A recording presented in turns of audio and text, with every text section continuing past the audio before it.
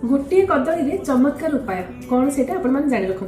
प्रतिदिन प्रभु जगन्नाथ को प्रतिबिंब स्नान कराए माने जगन्नाथ सामने गोटे मिरर रखा जाए से मिरर में पानी ढला जाए और होगा प्रभु जगन्नाथ स्नान।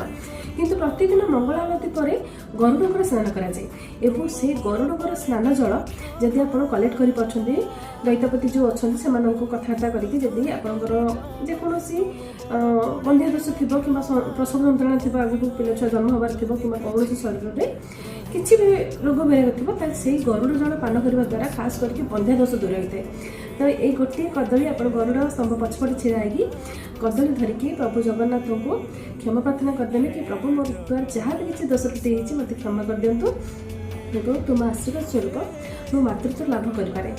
जो संतानटी जन्म हम ताको मो 22 पाँच गड़ेदेवी मो बानाटे बांधि एति मानसिक करके कदलीटे खाଇବା सहित से गरुड़ जल को पान करेंगे और चाहिए जी किसी कलेक्ट करके आनीपारे।